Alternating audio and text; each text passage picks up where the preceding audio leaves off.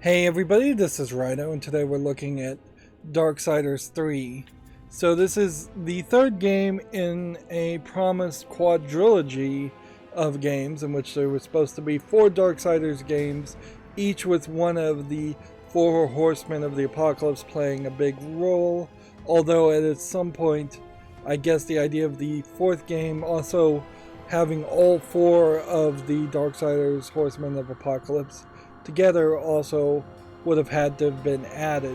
Now, notably, they made a spin off game involving the fourth Horseman of the Apocalypse. This game is a female fury, Rage. The first game was War, and the second game was Death. Uh, so, like, keep trying to even keep the Four Horsemen of the Apocalypse in my head straight. As far as I thought, one of them was supposed to be Famine, and that seems to be forgotten somewhat. It's loosely based on the Four Horsemen of the Apocalypse, certainly. Loose is probably the right term for Darksiders in general, because the first game certainly promised a lot, and then it took them quite a while to make the second game, and then the second game was fairly different from the first game, and now this third game has come back after a long hiatus, in between which THQ Nordic and Nordic Games gained the rights of the Darksiders series away from the original Tokyo headquarters or Toy headquarters, whatever THQ stood for. I think it was Toy headquarters, which went bankrupt. And then Nordic Games acquired a lot of THQ products and then eventually became a parent company called Embracer Group.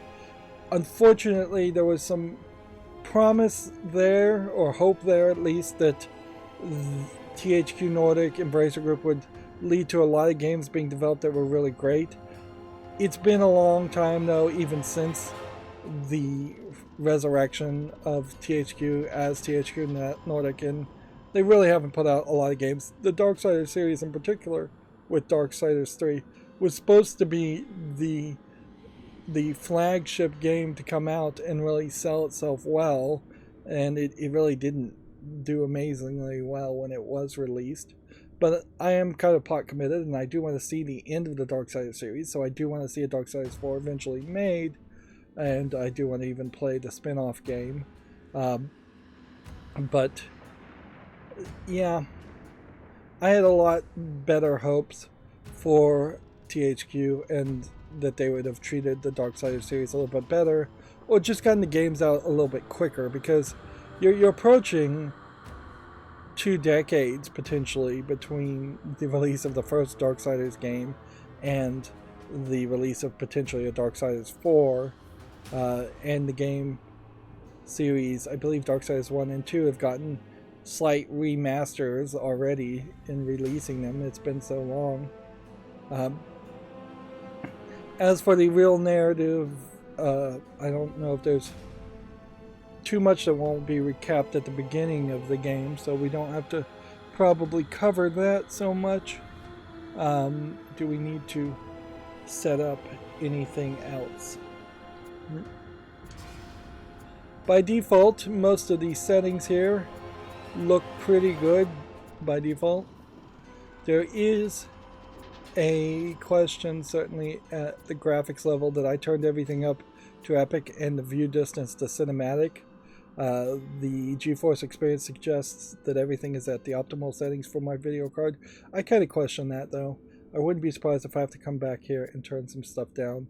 This being a 2018 game, that could push my graphics card a little hard. By default, the subtitles are on.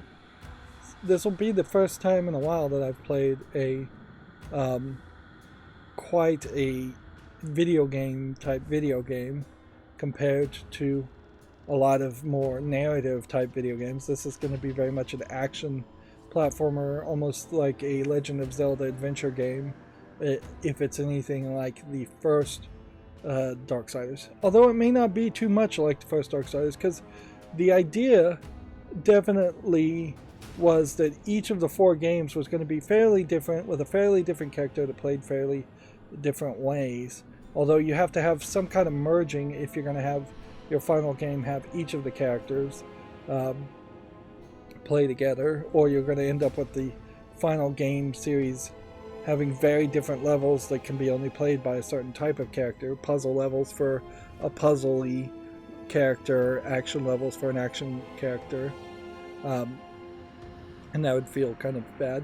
You can see in these button combinations, every button on the Xbox controller is being used.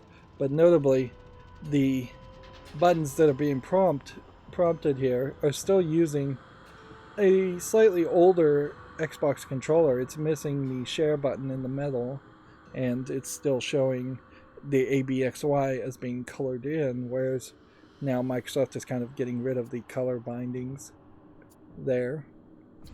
Yeah, and I think that's all the setup we need, so we can just start now. They advertise this game fairly well, so you kind of know at the beginning in the trailer they tell you that War has been framed to have started the apocalypse unjustly and ended the earth, ended the world, or begun the process of ending the world. Fury seems uninterested in supporting him, or doesn't believe that his claim that he didn't do that and he's being framed. And so it's going to take her, I imagine, a while to realize that that War has been framed and to start siding with him in this dispute. I imagine you never fight alongside War in this game at all. And because the apocalypse starts at the beginning of the first game, you see humans running around and fleeing for their lives at the very first sequence, and then you wake up 100 years later and there really aren't any humans. It's just more zombies and like ghosts. So you're in a post-apocalyptic world, or a current apocalyptic world that is now controlled by more demons and monsters, which it might be slightly interesting if one of these Darksider games takes place during the apocalypse when humans still have a chance of being alive. And I think one of the side games kind of does focus on that a little bit more, but otherwise it gets kind of ignored. And it's kind of silly to have a game about the apocalypse and then kind of skip over the parts where humans are involved in the apocalypse in the first place. Humans are pretty much an afterthought in these games. I also want to warn that I probably will more than once call this game Darkstalkers instead of Darksiders. Darkstalkers is a very old fighting game where monster creatures fight each other, kind of like Street Fighter, but I get the two names confused quite a lot. Okay. I think I probably want a balanced experience. You notice here that they are being fairly generous in that easy is now being labeled as story, which is not the worst way to label something, to say, hey, I don't care about a gameplay challenge, let me just see the story. Balance seems fine, but oddly balanced you'd almost suspect would be in the middle. Challenging, so easy, normal, hard, very hard, and then super very hard, as it were. I'll go with balanced. If it gets too difficult, I'll drop down to story. I doubt I'm looking for really a challenge or anything higher than that, and I doubt the game will be that much of a better experience if I did see a challenge. If this is like the previous Darksiders games, the challenges often are unnecessary anyways, because it's just in boss fights or arenas where you start getting thrown against enemies that have a huge amount of health, or a lot of different waves of enemies that you start seeing the challenge. But the vast majority of the game is actually spent more platforming and climbing and things like that. Alright. So we could go with 2 different control schemes. They're asking quite a lot of questions here, which ideally I'd like to be in a tutorial to try these 2 different styles. They have a more methodical combat system than Darksiders 1 and 2, or you can play the classic hack and slash combat similar to Darksiders 1 and 2. Let's go with the default and see what they have to offer. If you say yes in Nightmare mode, the game will be deleted on death. So that's an Iron Man hardcore mode. I wonder if some of this that is being offered to me is actually DLC extra modes, since I bought all the DLC for this game and you wouldn't have gotten a Nightmare mode at the beginning. Again, I cannot see a good reason why this type of game would have a hardcore Iron Man type mode. That seems crazy. Press A. Did the Creator construct a universe teeming with imperfection, misery, sin? Among the scholars of both heaven and hell, this query is known as the riddle of sorrows. If sin is itself a part of the grand design, is not sin then, by definition, divine? A question for the sages. The one particularly restless bunch kept a robust relationship to the topic. The Nephilim. Spawn of angels and demons. Warriors, relentless, unstoppable, blood-mad. Until they were betrayed by 4 of their own. War, death, fury, and strife. The 4 Horsemen of the Apocalypse. Inconceivable power was bestowed upon the traitors by those sworn to maintain symmetry twixt order and chaos. The Charred Council. Bear witness as the Council holds court to end the Nephilim War in the name of balance. This is the new pact. War, bringer of worldwide fire.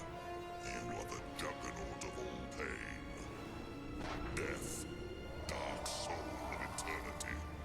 You are the deepest decay. You are anti-life. Strife, endless spirit of timeless unrest. You are all that is unsettled in the hearts of that which lives and breathes. And finally, fury. Terrible engine of rage. You are the machine that... Are we to waste our time on ceremony, or are we to fight? Step forward and recognize, Horseman. You are the most impatient of your kin. The least predictable, dancing on the edge of your own reality.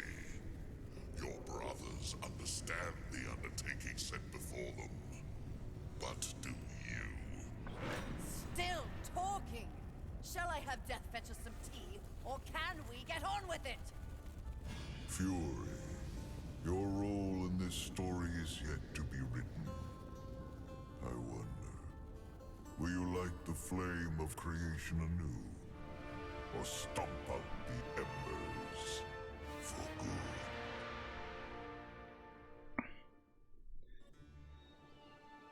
Well, that looks pretty. And so here's Fury as she actually is depicted. More thrilling than reality. Had I known the new pact would be so exciting, I would have let walls separate my head from my neck then and there. Is it possible to die of boredom?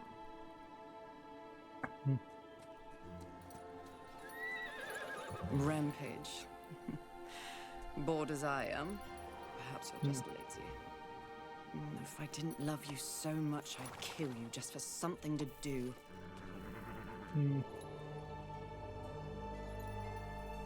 The call? Finally. So that would have been the first horn of the apocalypse there. Well, this looks better than I think the previous games. Please, please tell me you're a planet of demons that needs slaying. Or two. War. Now, interesting, there's multiple planets in this game series. They've also changed Pestilence to Strife, which, that's why I didn't remember his name. But my tongue never found me chained to a rock like some dog. Fury, approach us. I take it there is a mess that needs tending to. Though you jest, you speak true. War has broken his vows to this council and shattered the seventh seal. The apocalypse. Why would he... We know not. Yet. As we speak, Earth falls beneath the spears of heaven and the hammers of hell. So the horsemen are to ride. No. While the Charred Council seeks to understand how and why the traitor war has committed this abominable act, there is a matter that requires delicate attention. You should have called Strife. He's the delicate one. The 7 deadly sins have been released, by whom we cannot say, but the 7 roam the earth. So she's getting a whole side project. The balance between order and chaos is already in jeopardy. The 7 cannot be left unchecked. War is in chains. Death is missing. Strife attends to other matters. The last time you faced the sins, it required all 4 of you. I can handle those fools in my sleep. But when this task is complete, I demand that you grant me my rightful place leading the horsemen. If you would trade obedience for a title, so be it. But never make a demand upon us, horsemen. You depart immediately.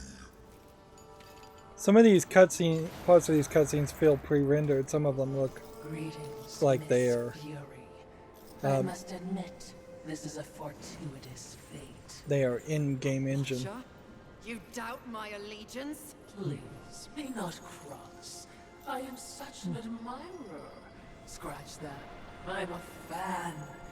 You are the horseman. The only one that matters. Yeah, the different Watcher in the first game. Just stay out of my way. I will be as unto a shadow. Steadfast. Silent. More silence. Go! Seek out the place called Haven. Your quest for the 7 deadly begins there. Fury. Wait. Whatever has passed between us, search your heart. You cannot believe I am guilty of these crimes. Something is wrong with the universe. Be vigilant, Fury. Forces conspire against us. Heed my words. So I imagine this is War before his adventure in the first game, not War at the end of his adventure in the first game. They're playing it fast and loose with some of the Christian mythology here. Nephilim are not half demon, half angel. They're half human, half angel. You'd have to get into the Apocrypha text to know more about Nephilim, certainly as it's depicted in apocryphal Christian writings. There was a pestilence, not a strife character in the apocalypse. I don't know if I particularly love this cinematic view, because like right now while the camera is getting stuck against the wall, this might be the right view that you would want to see more Fury, although in all fairness she does have this fairly wide whip attack that is going to be her main weapon, so there is a real argument to not being too zoomed in and getting further away. If anything, I may be too zoomed in even here, and that's the cinematic view, which I would have assumed would have been the widest view possible. And so yeah, here we're seeing Earth even though there are a couple of planets that are shown in more, particularly in Darksiders 2, Death spends most of his time on Earth. And I've forgotten more about Darksiders 1 and 2 than I remember, as far as I think Death jumped down the Well of Souls and is reincarnating himself. The mother of the Nephilim is like, I think, Eve, which is actually a demon. And I think we saw that in Darksiders 2 also. A lot of the story definitely changed because there was just a significant change, a significant amount of time between Darksiders 1 and Darksiders 2. And they really just had a general idea to have 4 games. I don't think they had a fully scripted concept. This is basically where you start in the beginning of Darksiders 1, is kind of in an area like this. That being said, I think you could break the cars to get souls, because in the lower right hand we're trying to collect souls as a currency. It's only a slight spoiler to say that there we can see like a zombie-like monster creature. The Charred Council is not to be trusted, and even though you're working for them, that looks actually really good. So you defeat that guy and we get a Soul Lurcher. Fallen enemies will release Soul Lurchers upon death. Blue Lurchers act as currency, green replenish your Nephilim respite, and yellow fills your Wrath bar. Wrath is a super attack, respite is a health thing. This definitely looks better than Darksiders 1, but of course it would. Like, inherently, so much time has passed, the game looking better doesn't even mean anything. It's obviously the case. I might want to turn off the damage numbers. I think as an experience you might have a better experience, but without the damage numbers I don't know if you really need it. I imagine the environment is a little bit more destructible, although we're not really running into a ton of destructible objects quite yet. And destroying them in this game doesn't seem like it is going to pay off with any kind of collectibles or anything. You can hold left trigger to lock in and zoom out even more. Right bump to dodge to avoid damage. This guy, I assume, is probably a bit bigger. In a lot of ways, you're not setting off alarms or anything.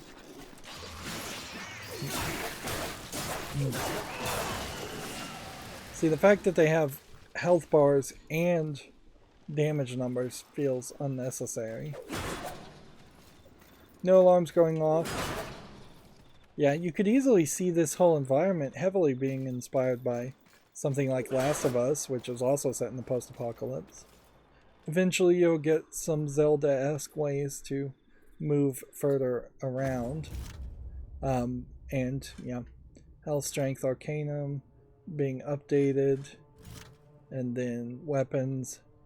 In the second game you picked up more weapons that were more tradable, where the first game was more of a case where you had one kind of weapon and then you upgraded it again and again. Notably, there was a gun in the first game and you were getting skulls and collectibles to upgrade that gun. Here, if the Barbs of Scorn weapon is being shown here, then that does imply that this is the maximum number of upgraded weapons of any kind that you will see. Notably, there is also no map showing up, nor anything that really guarantees that there are any collectibles. So this is a game that's potentially going to play a little bit different again.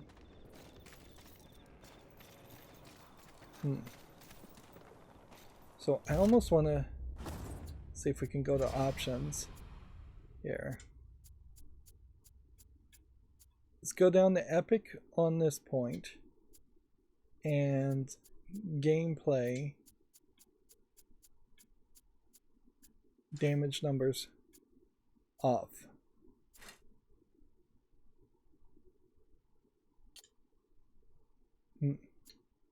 And we now know there are achievements based on difficulty. Alright. That doesn't seem very different as far as cinematic or not. Let's continue to play with that then. If going from a view distance of cinematic to epic is a big difference. No, I think when they're saying view distance, they aren't really saying a field of view as much as they're saying how far in the distance should the game render. And I'm being confused by that. Yeah. So we'll turn view distance back to cinematic. And I would just have to assume that field of view is not changeable without perhaps some kind of hack or mod. Okay, well that is the game as it is. Ideally, I would have liked for the second game in the Darksiders series to be much closer to the first game and just another I hope it's not envy. That one's a terror. Yeah, Nephilim Respite is marked as 2 in the bottom left, so that might mean that I have 2 life refills that I could use as like health potions. And our wrath meter in the top left is not particularly charged. I guess the idea is that the apocalypse is so far in the future now that even car alarms and batteries would be dead. Notice also how that orange cone just disappeared out of nowhere. And that seems weird.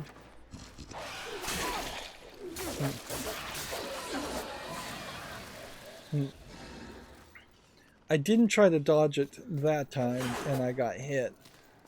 So that tells me I probably should be more careful to lock dodge first and then hack. And we're going to fairly quickly find out that we need a distance weapon of some sort. I may have to turn down the audio at some point too, because I could hear the chain. I can imagine that chain noise being very annoying. A lot of reflections in the water popping up and going around, and it kind of even feels like there's a little bit of texture pop in that just happened there. I can't trigger it to happen again. Fury is supposed to be a character that acts and moves a little bit smoother, where War and Death are kind of more muscly bound characters. Although Death is a fairly smooth character himself. Cannot climb this, apparently.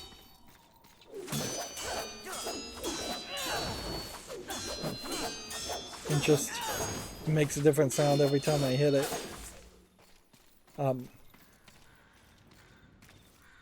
But yeah, War was more about slower charged attacks, whereas Fury, I think the idea is to get to a point where you are going to be side jumping, back jumping, hacking and slashing, and really just doing all the acrobatics you might expect from a more limber character. So this is just an area to catch you if you fall, and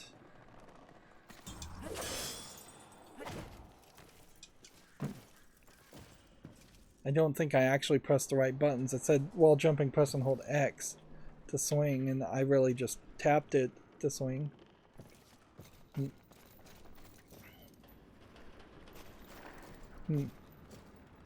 So we're going to get into it fairly quickly, I guess, with one of the 7 deadly sins, which obviously the game can't be that long if we just very quickly defeated the 2 or 3 of the 7 deadly sins to begin with, very early in the game. So I imagine we might have abilities or the start of our first fight, and then we won't see the second of the 7 deadly sins for quite a while. Yeah, I question whether it's good to have this much reflections in a game like this. A haven for what? Vermin? Humans, mistress. Adorable.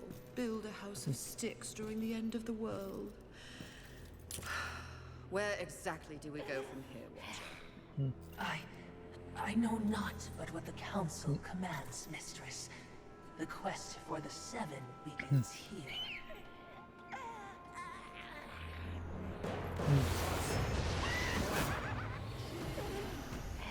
Envy. Mine! Humans, haven, everything here! Mine! Move on, horsemen! It's almost like Leave me mine a reference to that movie, The Labyrinth, I'm on a mission. and the old lady that wanted to own everything. protecting humans. I feel like the narrator at the beginning of this game in the Charred Council is a new voice actor compared to the previous games. Quite the grudge you're carrying. I will take. When they have nothing left, they will be my playthings until they break. The necklace she's wearing looks like it might be important. Oh, I don't want to. Humanity is tragically overrated. I am not here for them. I'm all yours.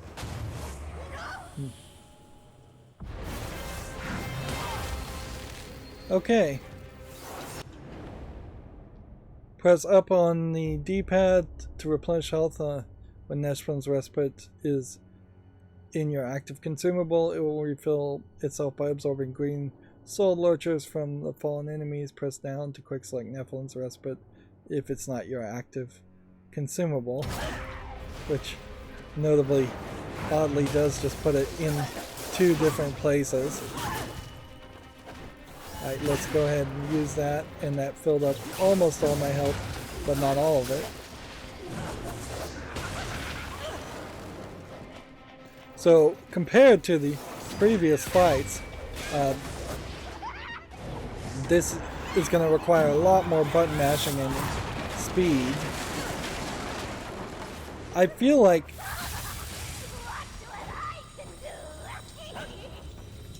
while in the air, A to jump more higher.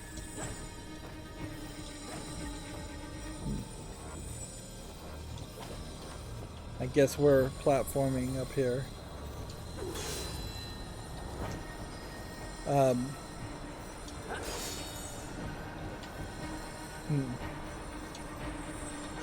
Darn it.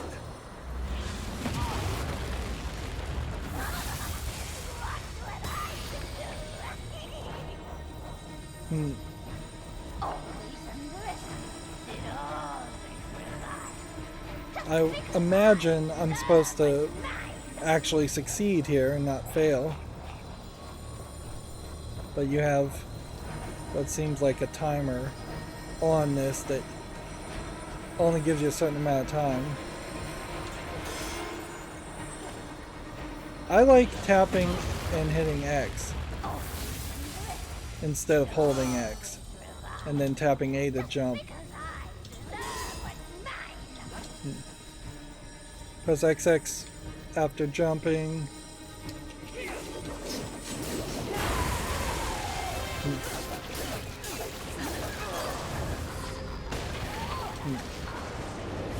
See, the problem here is you're not really surviving this particularly well.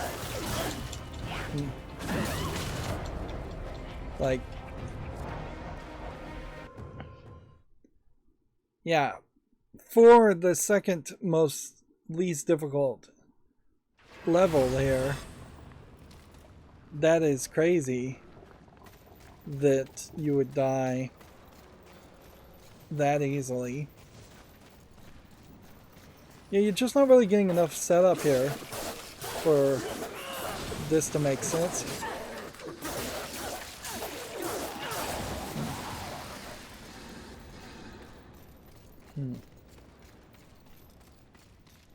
I'm getting 200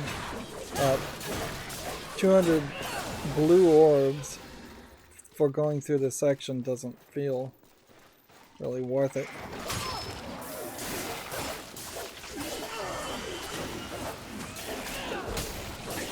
There's a lot of button presses here and actions that you haven't been tutorialized to do yet.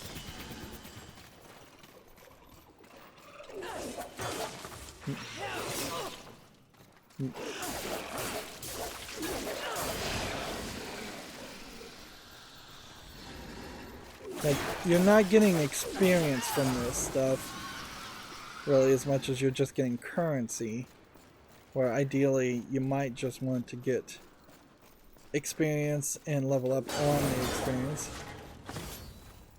I found the wraith shard, which I guess that means I could use a wraith shard in the fight to get my wrath up higher, but there's really no other way to get your wrath up higher because there just aren't enough enemies or infinitely respawning enemies.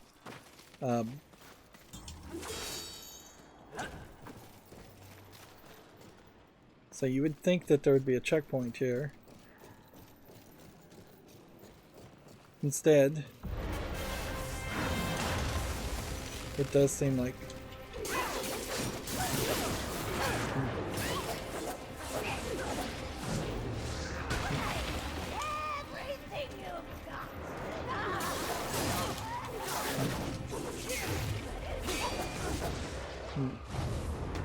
see, this gets you to one section, and so that's the first amount of damage that's expected. Don't forget it. What's mine is mine. Yep. Her jump, not particularly high, and I'm not sure I truly believe that's ever going to change. Barely made that edge. It seems to like to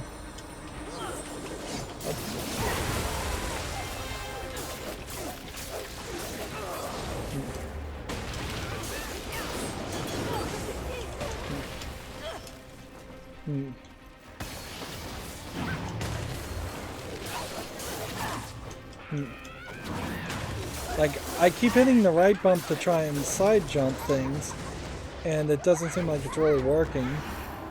So that seems weird. Now we're in the third fight, which I can only help and assume. I don't know what that was. That was apparently a collection of souls. And then, are we able to climb up on mushrooms or anything like that? No.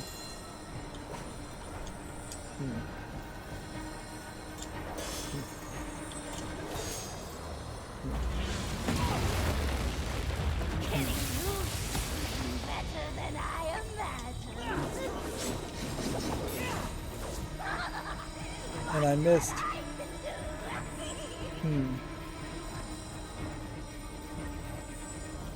It feels like a fight where she's only going to get to a certain level with her health, and then that'll be the end of the fight.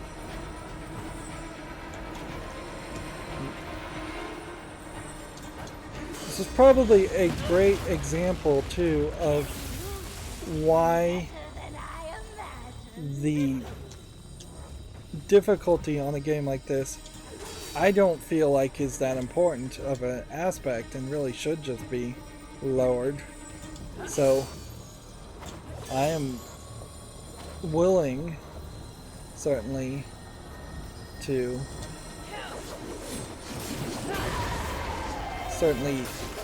go take that to heart and lower this into a story mode.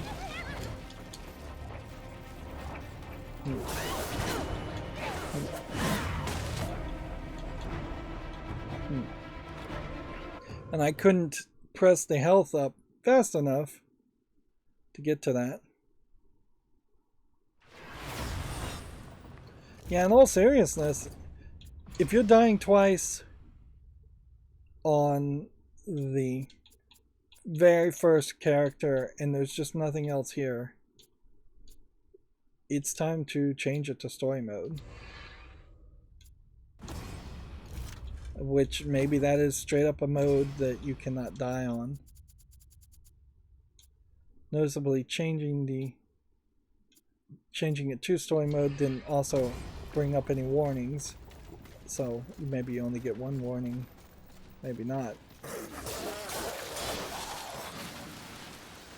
Yeah.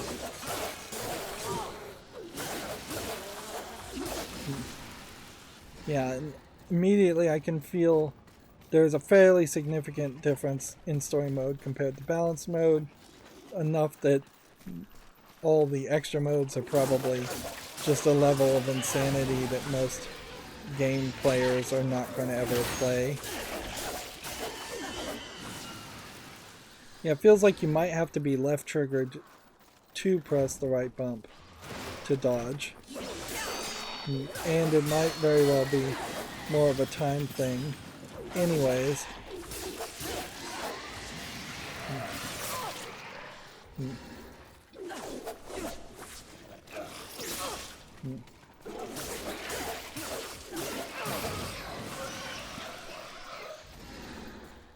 But yeah, that definitely feels like more of an experience that I'm looking for.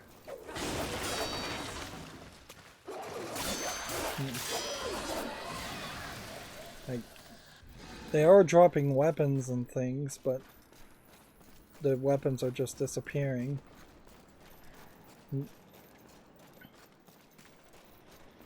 Yeah, it feels like you might be taking anywhere as much as a third less damage and doing a third more damage overall.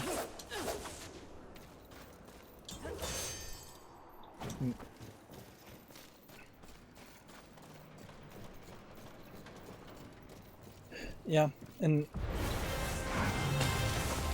I kind of feel like the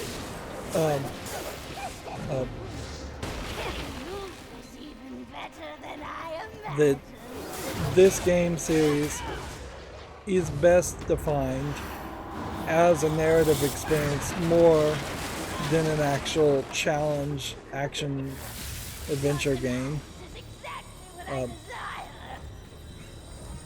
Like, you want a little bit of a challenge so you know you're actually playing a game, certainly, but even if you didn't have that, it wouldn't be a big loss. But I don't want to play this game over and over again on higher difficulties. That was one of the things that I think was wrong about Darksiders 2, was that it was very much a game that had this crazy concept of playing it multiple times to get item weapon drops, almost to turn it into a looter game or an MMO, even though it didn't have MMO capabilities.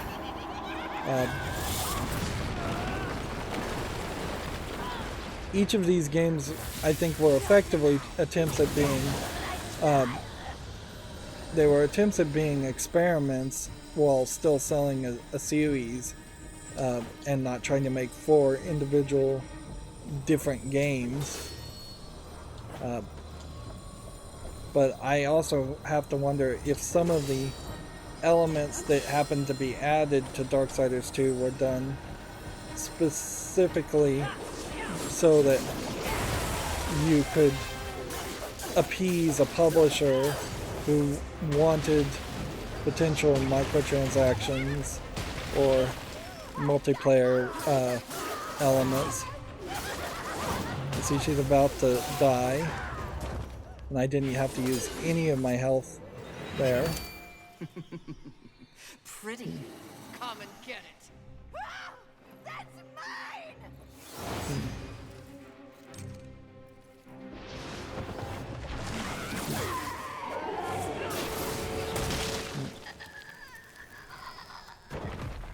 I think the side game has strife establishing Haven, and that's why they're mentioning it here. Mistress, not to be a bother, but weren't you supposed to catch envy?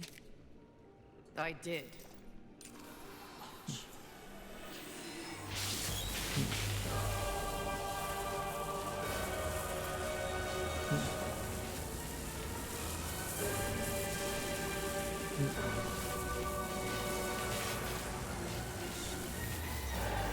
So obviously Fury knows what that does. This talisman. It's a vessel. Envy used it to hold energies from the rest of the seven. It will make a fitting prison for the others once their physical forms have been broken. If I may, there is a sort of hum emanating from the talisman. That glow. Will indicate when one of the seven is nearby. I know. So wise.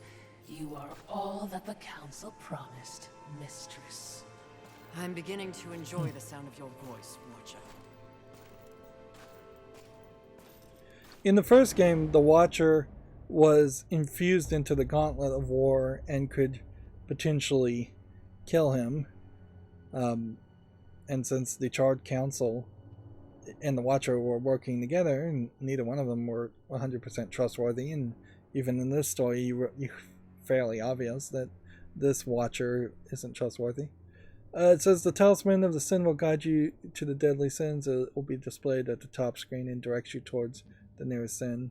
The skull indicates the nearest sin, and the dot indicates other sins that are currently accessible. So it definitely seems like they're going to open up the game fairly quickly to have you try and reach all the sins fairly quickly, as you now just have a top map pointing you that way, which seems a little excessive. Lurch for crystals. These crystallized collections, the spirits can be shattered in your inventory to acquire souls trapped within them. Of course, now the danger is you assume there would be a checkpoint. I am noticing some visual pop-in. This game was pretty rough when it first was released. It's maybe a little bit better now. And then there is definitely a question as to whether you would want to use your health at this point. At some point you are going to be able to climb this. It seems fairly obvious. And climbing this will probably lead you to getting back to areas and finding some secrets. As far as our health capacity,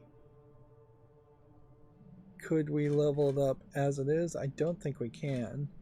We probably will have to go to a shop of some sort before we can level it up, and we'll probably see the shopkeeper from the first game.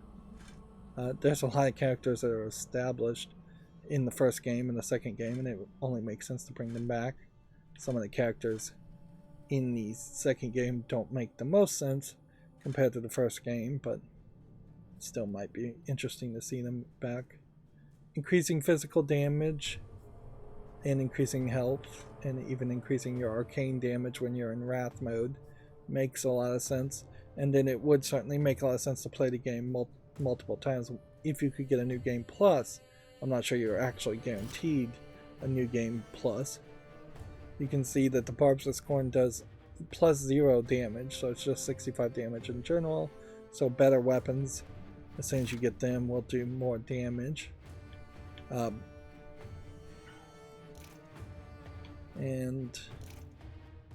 where are we? As far as other options to look at, I don't know if there really is too much here.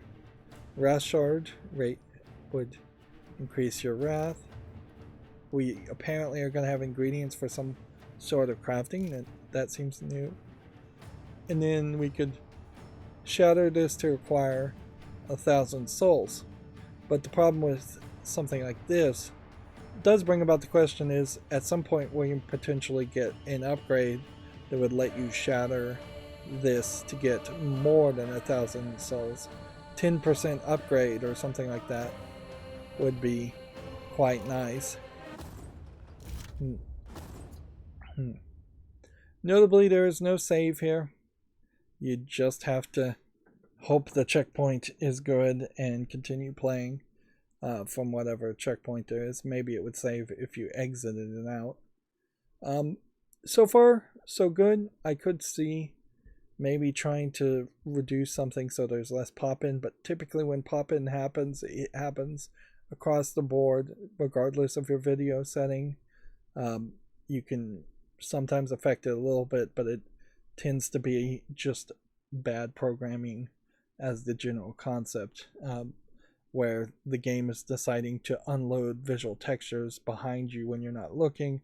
A game like this that's going to be fast-paced and you're going to jump around in circles and look in every direction, and you're going to be looking for collectibles and parkouring and climbing, unloading things that are behind you is probably a mistake, but that may be at an engine level just the default way things are handled.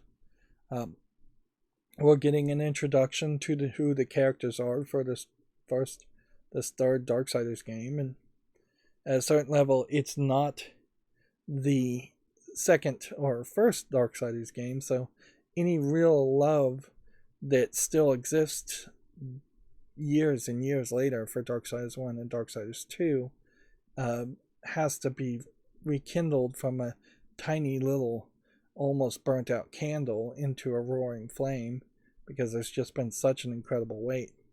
And after Darksiders 3, I think THQ Nordic and Embracer Group, whoever they hand the project over to, whether that actually is Gunfire Games that develops Darksiders 4 or a different Embracer Group company, they probably need to rush out of Darksiders 4 and just finish it and be done with it, and then try to make some new announcements and release some other games.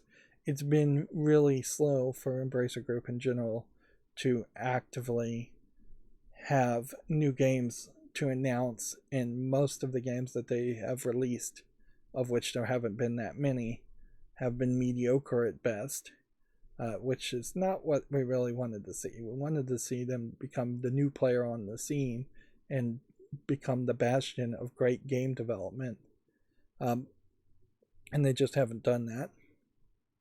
Yeah, and I guess we'll leave it at that. That's going to be it for this recording. As always, I ask you to like, share, subscribe, comment, and watch every second of my videos. If you want a friend or follow me on any social media sites, there's a whole bunch of links down below. And if you want to support me further, there's a link to Patreon, or you can friend me on Steam and get me a game off my wishlist. Thank you for watching. Have a good evening.